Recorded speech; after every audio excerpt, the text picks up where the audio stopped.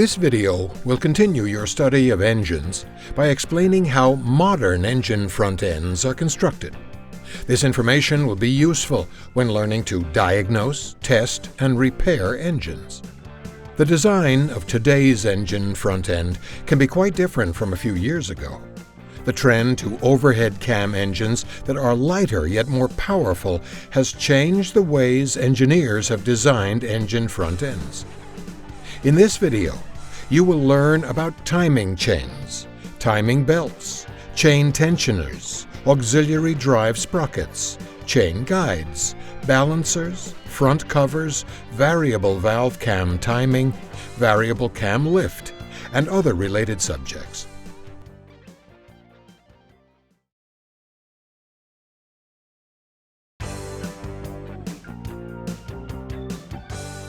The primary purpose of an engine front end is to drive the camshaft or camshafts. In a 4-stroke cycle piston engine, the cam must turn at 1/2 crankshaft speed. This will make the valves open at the right times during the 4-stroke cycle. The front end often drives the engine oil pump. Here you can see a modern oil pump mounted around the front of the crankshaft snout. The front end may also operate the distributor or any balancer shafts. An outer crankshaft pulley is used to power the various accessory units. Either a V-belt or a more modern ribbed belt is used to transfer crank pulley power to the accessory units. The belts might drive an engine cooling fan that draws air through the radiator. Depending upon how the car is equipped, the outer drive belts can be used to power these devices: the power steering pump, to provide hydraulic pressure for steering assist; the AC compressor, for forcing refrigerant through the air conditioning system; the alternator pulley, to provide electrical energy to recharge the battery and operate other electrical components, and to spin the water pump pulley. An idler pulley is often used on very long belts.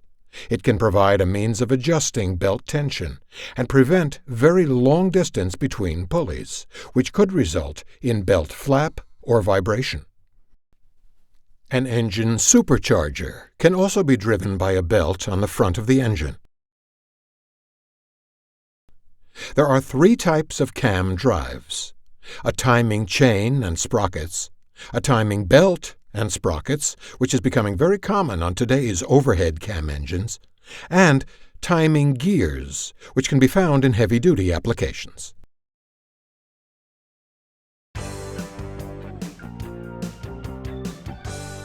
Timing gears are a set of matched gears that transfer power from the crankshaft to the camshaft. A small crank gear meshes with and spins a larger cam gear. As you can see, the crank gear must make 2 revolutions to turn the cam gear 1 revolution. This keeps the valve train in time with the pistons, so that the engine operates normally. Timing gears are sometimes used in overhead valve engines where the camshaft is mounted in the block. Truck engines, taxicab engines, diesel engines, and other heavy-duty engines can use timing gears. They are a very dependable method of driving the camshaft. The crank gear is normally made of steel. The cam gear can have fiber teeth to reduce gear noise. For prolonged service, however, both gears can have steel teeth. This cam gear is locked in position on the camshaft using a groove or keyway and a key. Note the machined surface on the gear hub, which can be used to limit camshaft end play. Most timing gears have helical gear teeth. The teeth are machined at an angle to place a small side load on the gears. Helical gear teeth further reduce gear noise and extend gear service life. Here you can see timing gears installed on an engine. Note the timing marks for orienting the camshaft and crankshaft during assembly. Some engines, like this dual overhead cam engine, use a timing belt and timing gears to send power to the 4 camshafts. The cogged belt transfers power up from the crankshaft to the 2 intake camshafts. The extra timing gears then transfer power out to the two exhaust camshafts.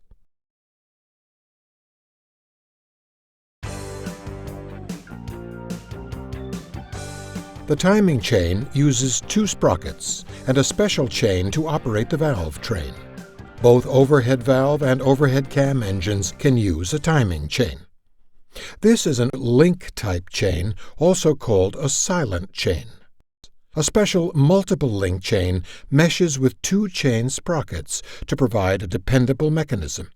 Hardened steel pins pass through the multiple links to form a flexible yet extremely strong chain drive.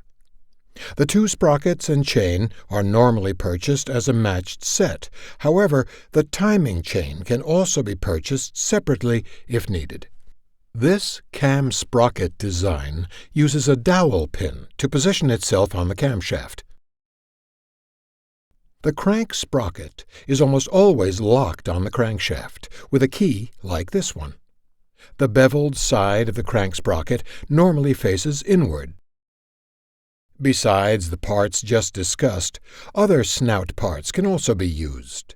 An oil slinger is a thin sheet metal disc often placed directly in front of the crank sprocket on the crankshaft snout. It helps prevent oil leakage out of the front of the oil seal, and also helps to lubricate the timing chain. With the engine running, the slinger uses centrifugal force to throw oil outward and onto other moving parts. Here you can see the camshaft dowel. It fits through an extra hole machined in the camshaft sprocket. This assures that the timing mark on the cam sprocket is aligned properly on the camshaft. Termed a double roller chain, the chain rides on sprockets with two sets of teeth. The crank sprocket is keyed to the crankshaft snout. It drives the double roller chain and sends power to the camshaft sprocket. With overhead cams, the timing chain can be several feet long. Note that this overhead cam V8 has two timing chains, one for each camshaft. A chain tensioner is needed on overhead cam engines to take up slack as the chain and sprockets wear. A plunger, operated by engine oil pressure, and a spring are often used to keep the slight pressure on the slack side of the timing chain. Small holes meter oil into the tensioner to push the plunger outward. Oil flow out of the plunger can also be used to lubricate the mechanism.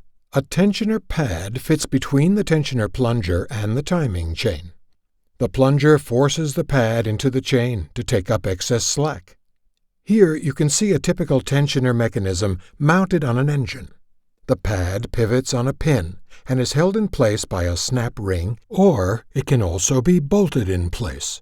Chain guides are also used to prevent chain slap or flopping motion as the engine runs. This idler gear also serves as an auxiliary drive gear for the engine water pump. The pump is mounted right behind the gear in the side of the engine.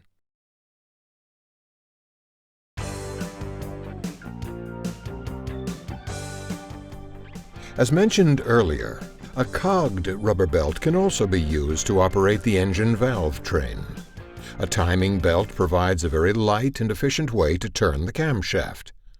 The synthetic rubber belt contains reinforcing strands in the middle to limit belt stretch and to prolong belt life.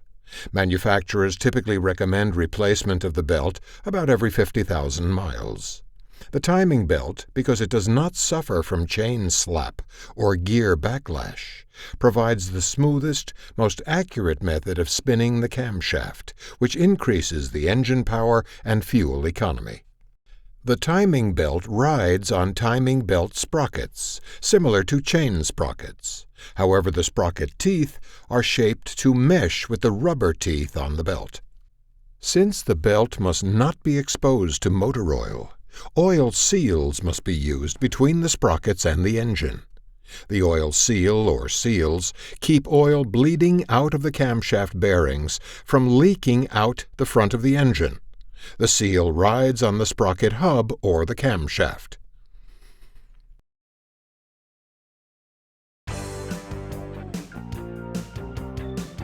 Many new high-performance engines have variable valve timing.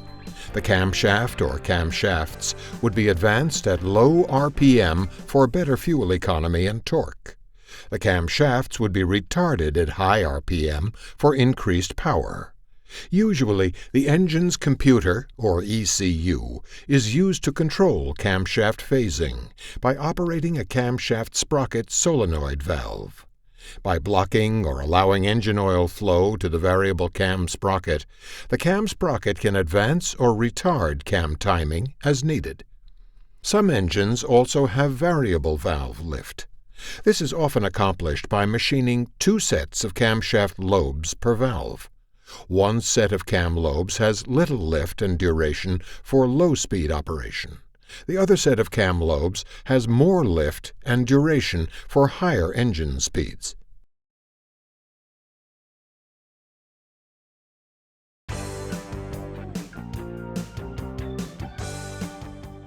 During engine operation, the crankshaft is exposed to tons of force. Enough force is applied to the connecting rod journals to actually twist the crankshaft a tiny amount.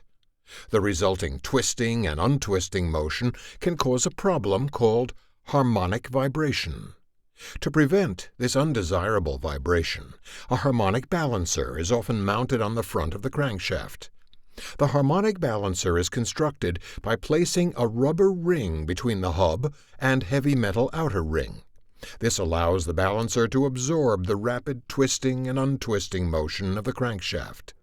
The heavy outer ring on the balancer reacts more slowly than the inner hub to counteract the twisting forces placed on the cranked shaft. This action smooths and quiets engine operation. Most engines use a harmonic balancer mounted on the crankshaft snout. This cutaway shows the construction of a typical harmonic balancer.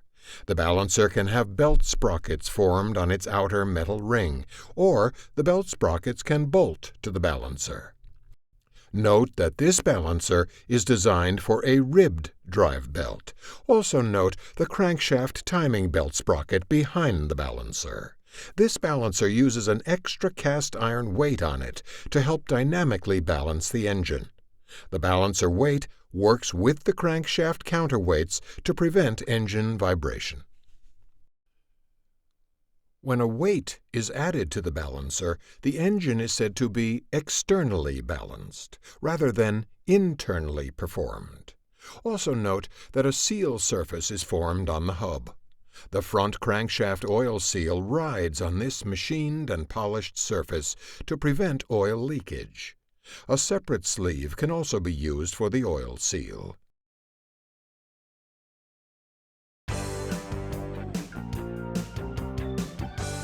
The engine front cover must enclose the timing mechanism.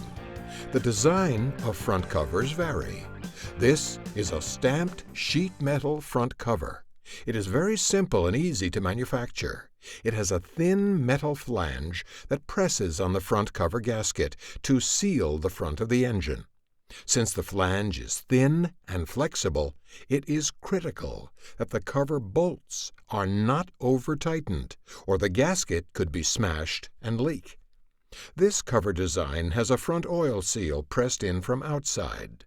Timing marks are often placed on the front cover for checking or adjusting ignition timing. This is a cast front cover made of aluminum. It has a thicker flange that helps prevent oil leakage and gasket damage. The flange is thick enough that minor over-tightening will not affect the gasket seal. This particular cover is designed so that the crankshaft oil seal presses in from the rear of the cover. This intricate cast aluminum front cover provides the oil pump housing. The rear of the engine water pump is also cast into the cover. Timing belt covers can be made of sheet metal or plastic. A timing belt cover does not contain an oil seal, but simply provides a protective cover over the cogged rubber timing belt. Good luck in your study of engines.